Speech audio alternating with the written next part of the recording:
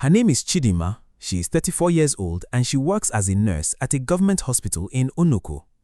She does 12-hour shifts. She takes public transport both ways because she cannot afford to maintain a car on her current salary. She has been at this hospital for 8 years. Her take-home pay after the new minimum wage increase is 70,000 naira per month. 70,000 naira in a month when a 50-kilogram bag of rice costs 90,000 naira. In 2023, Chidinma voted PDP. She always had, her family always had. But the first time she heard Peter Obi speak about frugality, about public servants, about what it meant to actually manage a government, something shifted. She did not switch her vote in 2023, but she watched the Labour Party result on election night with more interest than she had ever watched a Nigerian election before. Now it is 2026. The hospital is understaffed. Her colleagues are japping to the UK and Canada at a pace she has never seen. She is doing the work of 2 people and being paid less than her rent.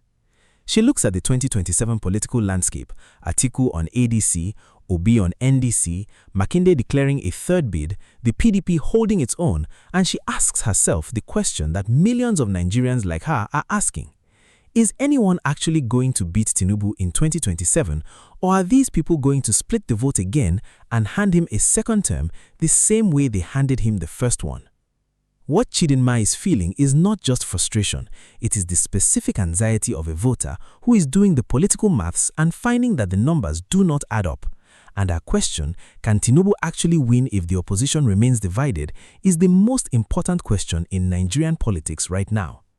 Before we go deeper, if you are just finding NaijaNewsWatch, welcome. This channel exists to break down what is really happening in Nigerian politics without the noise and without the spin. If that is the kind of analysis you enjoy, hit subscribe and stay with me because this story is about to get a lot more interesting. Let us catch you up on the precise political landscape because to answer Chidinma's question properly, you need to understand the specific numbers and the specific fragmentation that is building right now. In the 2023 presidential election, Tinubu won 8.79 million votes, 36.61% of valid votes cast.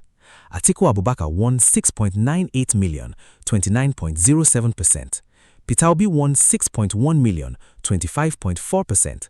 Kwankwaso won 1.5 million, 6.23%. Add Atiku, Obi and Kwankwaso together, you get 14.58 million. Against Tinubu's 8.79 million. The anti-Tinubu vote was nearly double his total, and yet he won because of the constitutional spread requirement and because the opposition was divided. Now, fast forward to June 2026. The opposition has not learned from this. Here is the current fragmentation map. Atiku Abubakar left the PDP and joined the ADC. He won the ADC presidential primary. The ADC was ordered deregistered by a federal high court on June 15, 2026. The Court of Appeal stayed that order 2 days later. The full appeal is scheduled for October 27. Obi and Kwankwaso left the ADC and moved to the NDC. Obi was declared the NDC's presidential candidate on May 30, 2026. Seyi Makinde declared his own 2027 presidential ambition. He is still in the PDP. The PDP has insisted it will field its own presidential candidate. So, as of today, the 2027 opposition landscape has at minimum 4 distinct presidential aspirants on 3 different platforms with no formal coordination agreement and no public commitment from any of them to step aside for the others. Meanwhile, the APC has declared Tinubu as its sole candidate.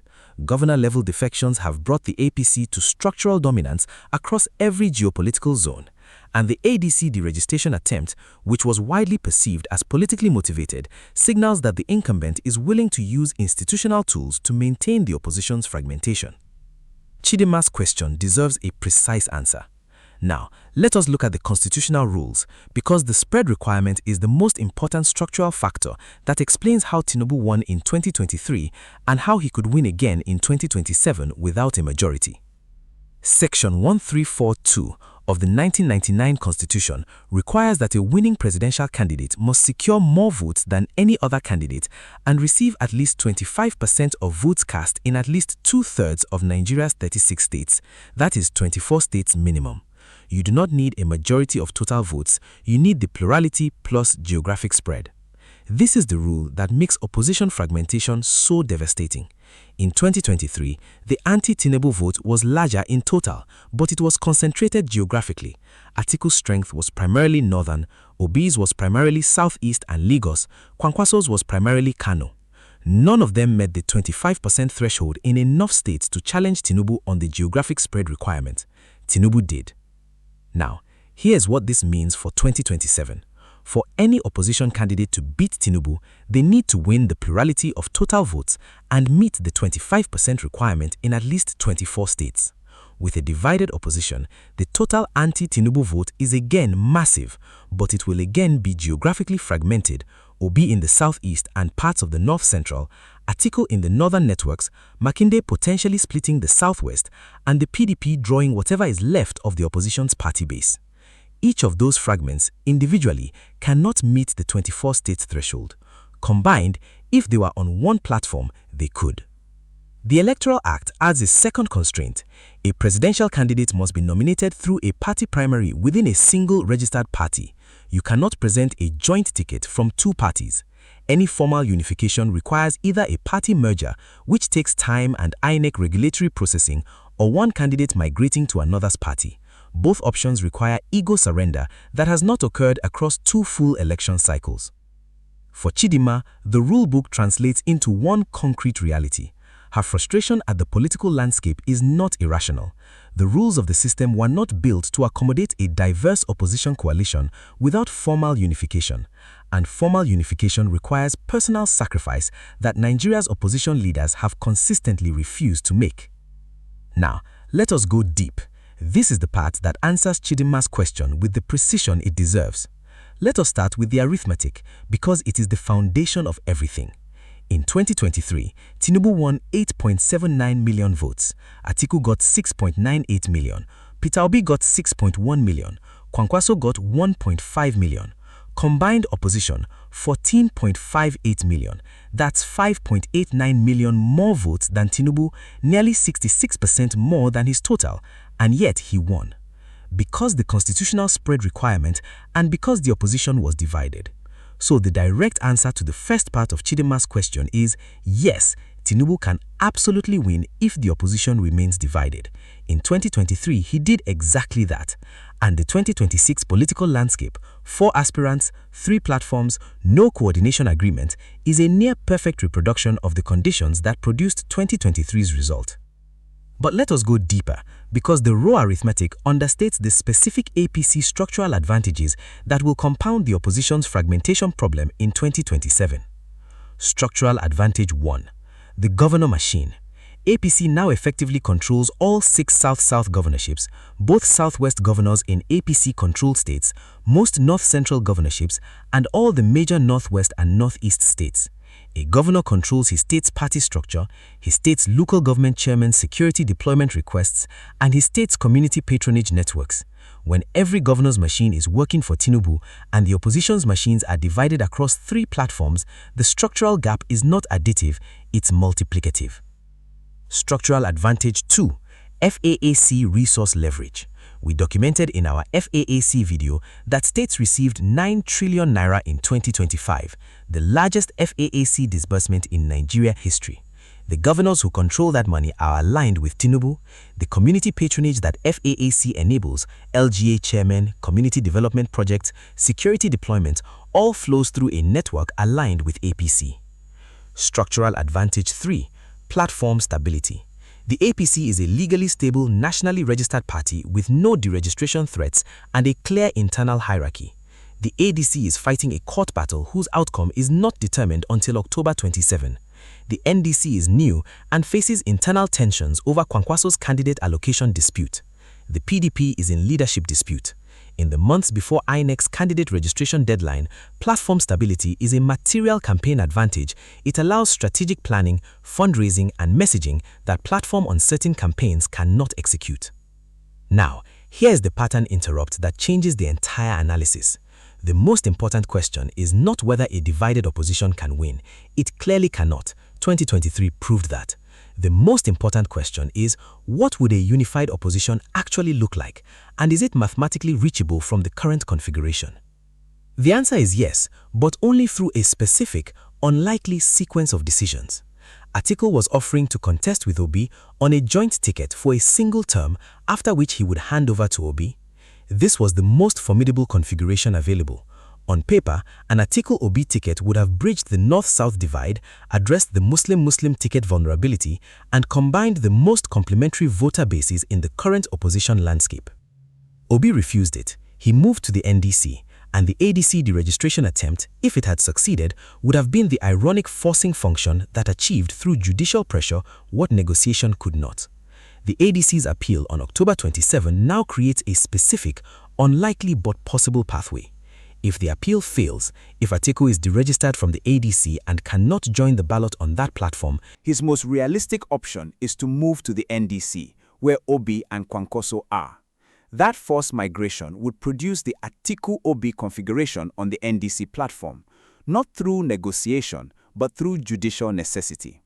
And that configuration, on a single stable platform, with Kwankwaso's northwest base, Obi's southeast and Lagos base, Atiku's northern network, and a specific one-term pledge, is the only configuration that produces a genuinely competitive arithmetic against Tinubu's structural advantages. The silent players in this story are two.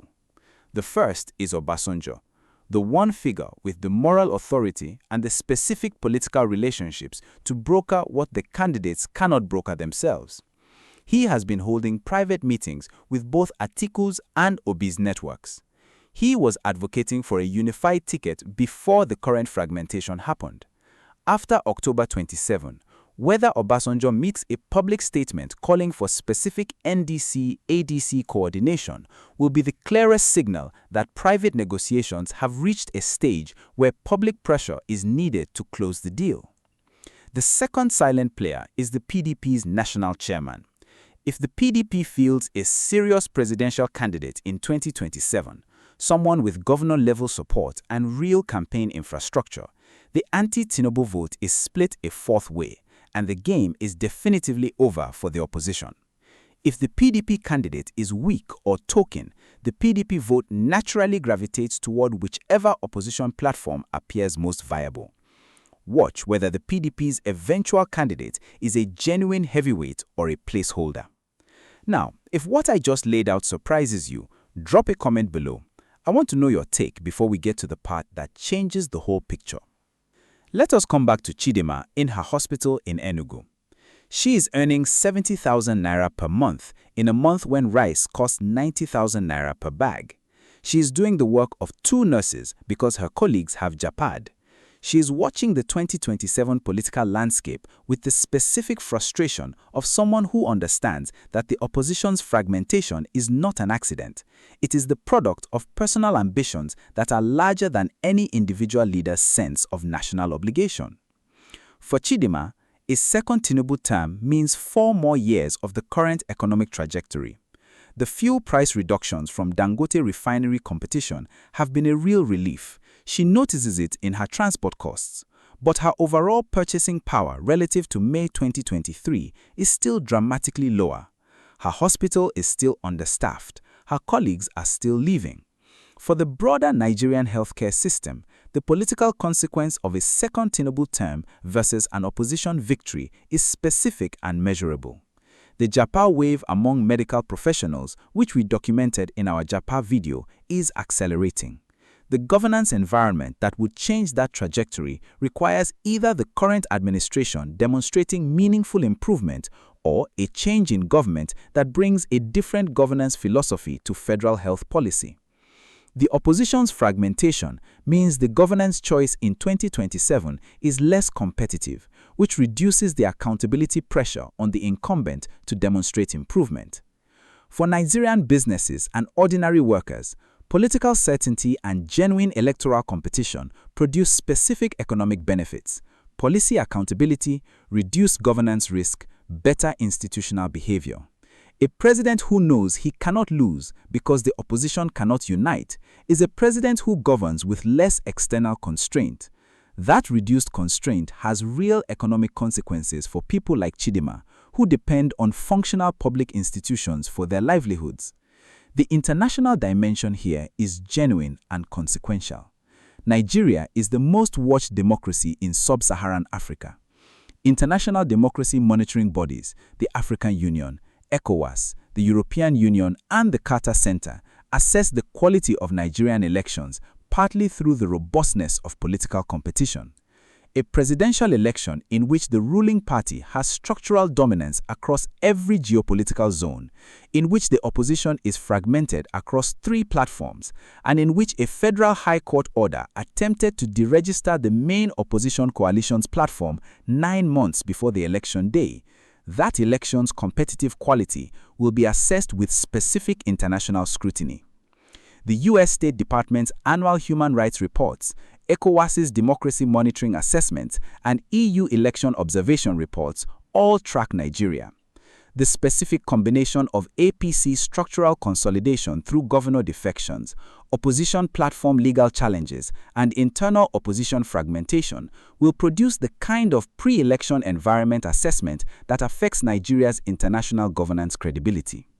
For Nigerians in the diaspora, the 2027 fragmentation story is personal. Many in the diaspora were part of the Obedient Movement's international networks in 2023. They fundraised, they organized, they applied social pressure.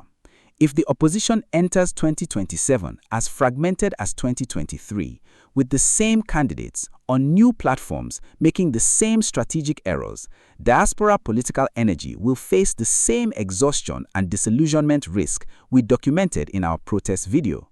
The diaspora's capacity to amplify a specific unified opposition message is directly tied to there being a specific and unified message to amplify. Let me address what people on every side are getting wrong. The first misconception from APC supporters is that Tinubu's potential 2027 win would represent genuine public endorsement of his governance record. A divided opposition winning with 14 million votes in 2023 against a candidate with 8.789 million votes tells you something very specific. The incumbent does not have majority public support. He has a plurality in a system that allows pluralities to win. Winning through opposition fragmentation is not the same as winning through governance delivery. Chidima's hospital being understaffed is not evidence of public endorsement of anything. The second misconception from Obi supporters is that the opposition's fragmentation is purely the result of APC manipulation and judicial interference. The ADC deregistration was a real institutional challenge, but the ADC-NDC split happened before the deregistration. Obi and Kwankwaso left the ADC before the court order. The fundamental failure of Atiku and Obi to agree on a joint ticket was not caused by the APC.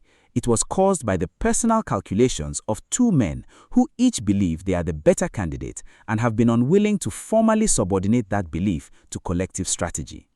The APC's actions made a difficult situation worse. They did not create the original fragmentation. The third misconception is the most dangerous one.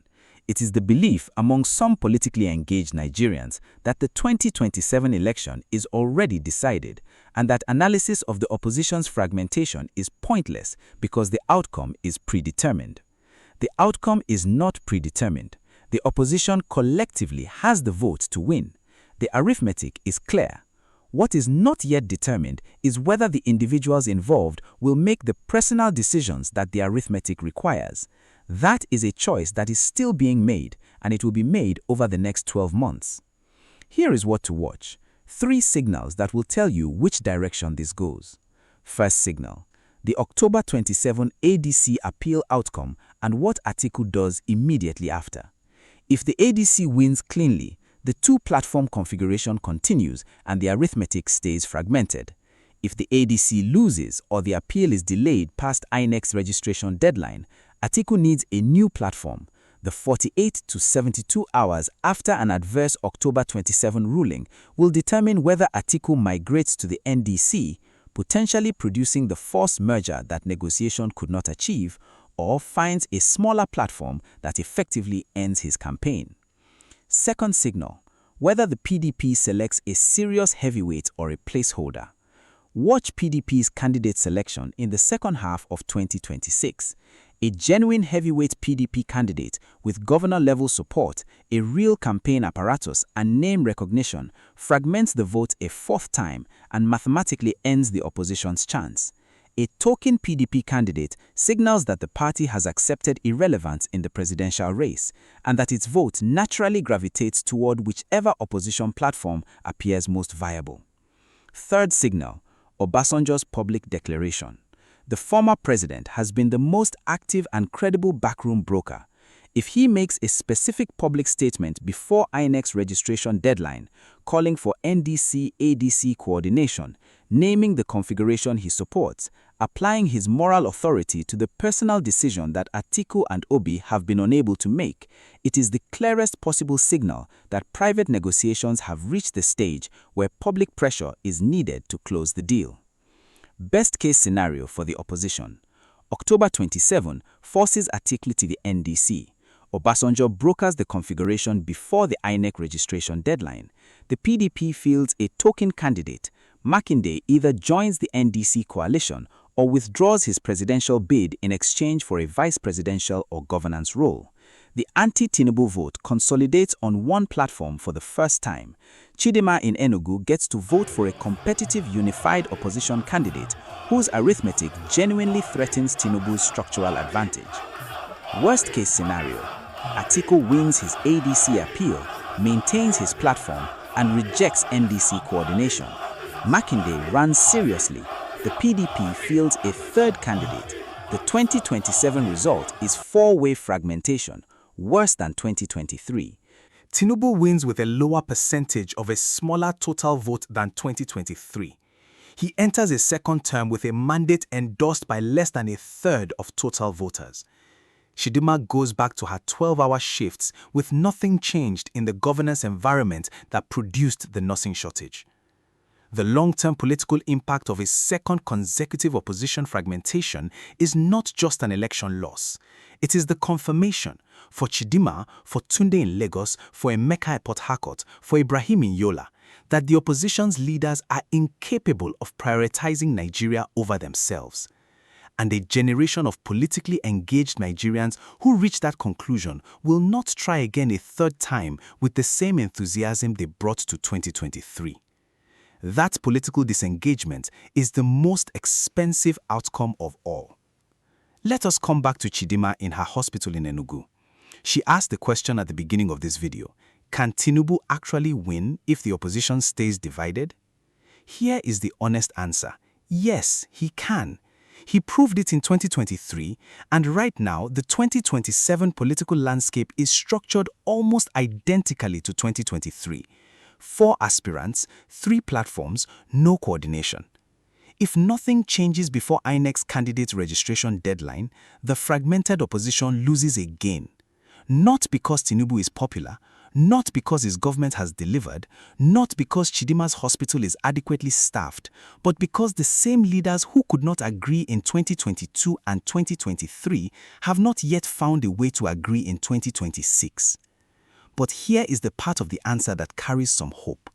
The conditions for a forced unification, through the October 27 appeal, through Obasanjo's brokering, through the specific institutional pressures building on every platform, are more present in 2026 than they were before 2023.